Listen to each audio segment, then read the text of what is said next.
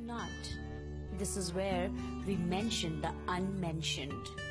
बचपन बहुत ही मज़े में बीता। एक कॉलोनी थी जहाँ पे हम लोग रहते थे, और उस दौरान जब मैं 5वीं या 6वीं में था तो मुझे कॉमिक्स से बहुत ज़्यादा प्रेम हो गया, बेइंतहा। तो शुरुआत में चाचा चौधरी, बिल्लू, पिंकी, इस तरह के पात्र थे जिनसे मैं बिल्कुल मतलब काफ़ी काफ़ी इंस्पायर्ड था, पूरी तरह से उनमें डूबा रहता था। और धीरे धीरे फिर और अलग अलग तरह के पात्र आते गए जो थोड़े से वायलेंट थे, जो जो दुश्मनों से लड़ते थे, मार भगाते थे। तो उसमें एक कैरेक्टर आया था डोगा, और डोगा जो था ये रात को निकला करता था और इसे कुत्ते की शक्ल वाला एक मास्क पहन लेता था और जाके सबको मार भगाता था। और एक बार मुझे एक कॉमिक बुक हाथ लगी वही डोगा की, जिसका शीर्षक था मुझे सुसाइड चाहिए। तो अब ये जिज्ञासा जगी कि सुसाइड क्या है, और मैंने उस कॉमिक की किताब में भी पढ़ा कि वो डोगा जो था उसको सुसाइड क्यों चाहिए था, उसने क्या किया। तो मुझे लगा कि ये एक अच्छा तरीका है, मतलब कुछ परेशानी वगैरह छोटी मोटी आ जाए तो उससे भाग निकलने का बड़ा अच्छा है कि सुसाइड कर लो, आप बिल्कुल अलग हो जाओगे और अपनी एक दूसरी दुनिया में पहुंच जाओगे, और फिर तो वापस आना ही है। तो फिर ऐसा एक दिन हुआ कि खूब पिटाई हुई घर पर, और मेरे जितने कॉमिक बुक्स थे उसमें से काफ़ी सारे जो थे मेरे पापा ने ले लिए, कुछ को फाड़ दिया। तो मैं एकदम दुखी हो गया था, और फिर मुझे लगा कि अब ये सुसाइड का समय आ गया है, तो अब सुसाइड कर लेना चाहिए। लेकिन कैसे करेंगे, अब ये एक समस्या थी कि कैसे की जाए। तो मेरे ख्याल से शायद दिसंबर का महीना था, और एक नई चीज़ और पता चली थी क्रिसमस के बारे में, सैंटा क्लॉज के बारे में, कि सैंटा क्लॉज आते हैं और आपको एक गिफ्ट देकर जाते हैं अगर आप अपने सॉक्स, अपने मोजे जो है कहीं बाहर लटका दे, क्रिसमस ट्री पे अगर लटका दे। और मैंने लिख दिया एक पेपर पे कि मुझे सुसाइड चाहिए, और लिख के उसको उस मोजे में डाल दिया, और डाल के अब रात में सो गया, इंतज़ार किया कि अब चलो सुसाइड आएगा और फिर मुक्ति मिलेगी। तो सुबह जब उठा तो फिर मेरे मम्मी पापा सब लोग पास थे, और बिल्कुल माहौल बदल चुका था। एक प्यार उमड़ कर आ रहा था मेरे सिराहने में, कहीं कुछ कुछ कॉमिक की बुक भी वापस आ गई थी, वो रखी हुई थी। तो फिर मैंने उस मोजे में जाके देखा तो वो जो पेपर था जिसमें मैंने लिखा था, पेपर था ही नहीं वहाँ पे।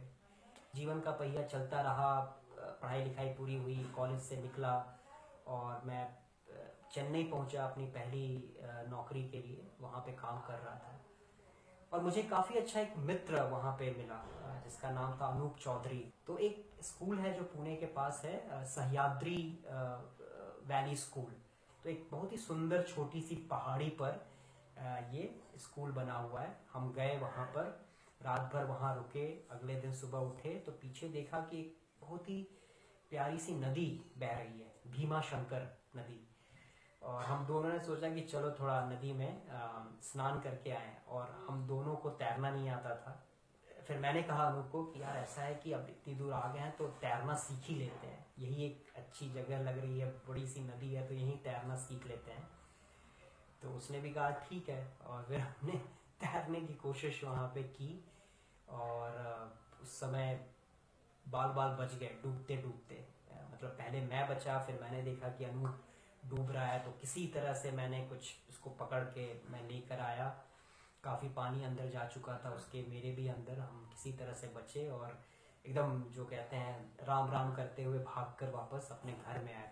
तो मौत से एक काफ़ी करीबी एक संपर्क बन गया, और फिर हम उससे बच के निकल आए, मौत के मुंह से जो बच के निकल आए उस तरह का हुआ।